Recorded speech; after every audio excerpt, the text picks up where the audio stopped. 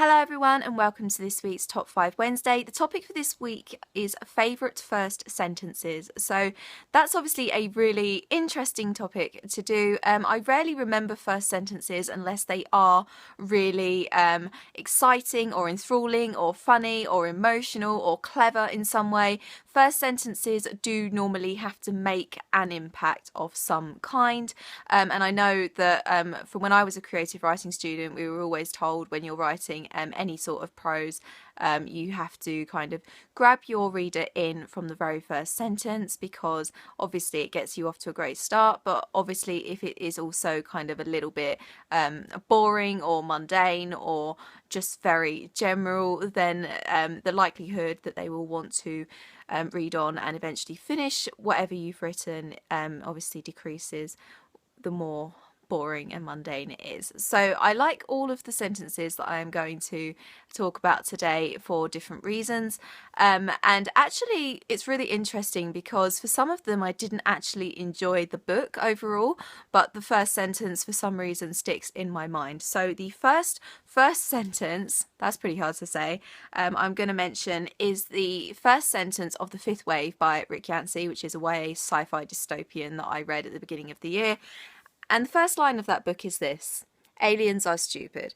And when I read that, I laughed out loud, and I was in public. I was in a coffee shop when I started this book, and it made me laugh, and that's why I continued to read the book. I didn't actually enjoy the book. I only gave the book 3 stars, so it was an okay book, and I'm not interested in finishing that trilogy before anyone asks, but the first sentence really kind of made me sort of sit back and think, okay, that's really funny. I might actually enjoy this book. I mean, I'm not going to say it was a total letdown because it wasn't the worst book I've ever read. It just wasn't really for me overall, but yeah, I laughed out loud, and obviously it does kind of turn the idea that aliens and other life forms are more intelligent than humans on its head, and I really enjoyed that. I thought it was really witty and really clever. It's just 3 simple words, but as I said, they made an impact on me, which is what I think makes a great first sentence.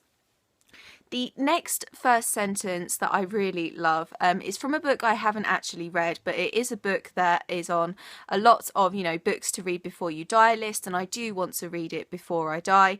And it is from David Copperfield by Charles Dickens, and it is this: whether I shall turn out to be the hero of my own life, or whether that station will be held by anybody else, these pages must show. So, as far as I know about David Copperfield, I think it is kind of like a Bildungsroman, which is a kind of book that spans across somebody's lifespan. So Jane Eyre is one, and I think David Copperfield is one as well. So it starts when the character is a child, and it goes through into their adulthood, and it tells their life story, basically. And this is just, I love it because it's so, obviously it's very kind of philosophical, and it kind of makes you think, and it's all about identity and deciding whether you are going to decide what happens in your life, or whether you are going to be dictated by the actions of other people who come into your life. And obviously it is very hard for us sometimes to kind of be our own person in the society that we live in, and obviously this is a Victorian novel, and I love kind of that idea being like across historical eras. So this makes me definitely want to read the book even more, and I love first sentences that really kind of make you think. I love anything that really makes you think and that you can kind of identify with in your own life. So yeah. The next first sentence that I love is from a very popular middle grade series of 13 books, so you guys probably know exactly what that is, and it is the first sentence in The Bad Beginning, which is the first book in the A Series of Unfortunate Events series by Lemony Snicket. I read this when I was very young. It was actually my brother, who isn't the biggest reader now, but he was really into them. I'm not sure if he finished the series, but he definitely read this one, and he read like a few of the early ones. I don't think he finished it, but yeah, so we were really big fans of this series when we were children, and the first sentence of the first book of this 13 book series is, I don't know if you can see it, but it says, if you are interested in stories with happy endings, you would be better off reading some other book. Which I mean, it does sum up the entire series if you have read it. It's about 3 orphans who are sent to live with the mysterious and very weird and very dark, actually, Count Olaf. And it's all about basically the terrible, unfortunate things that happen to them and to the people around them.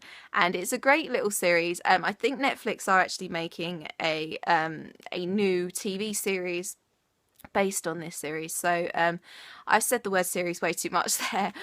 So I am actually planning to read it before that Netflix series comes out. So yeah, I don't know if it will be later on this year or possibly early next year I get to that. But yeah, great first sentence to a very popular, very, very interesting middle grade series. So yeah. The next one is a very, very popular book this year. It was a book that I really, really enjoyed, and you guys know that I really, really enjoyed it.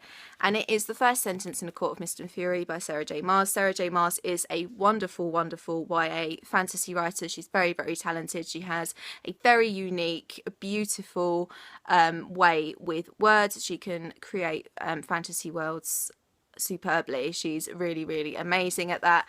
And the first sentence of A Court of Mist and Fury is, maybe I'd always been broken and dark inside. So again, very, very simple, very, very emo, I guess, if you want to say it, but it very much sums up Feyre's position, I think, at the very, very start of this book after the events of A Court of Thorns and Roses. So she's obviously questioning you know, who she was before and who she is now, and you know how similar they are, how much she's changed. So okay, you might want to say, oh, that's very kind of, you know, teenage drama-y, emo type thing, but I think it's beautiful, and I think actually a lot of the writing and sentences that Sarah J. Maas writes are really beautiful. So yeah, that is that. And the last book, first sentence of a book I am going to share with you today is Paper Towns by John Green. I know I've talked about this book quite a lot, but the first sentence in this is another one I really, really love because of how it makes you think, and it's very, very uplifting and hopeful. And it is, the way I figure it, everyone gets a miracle.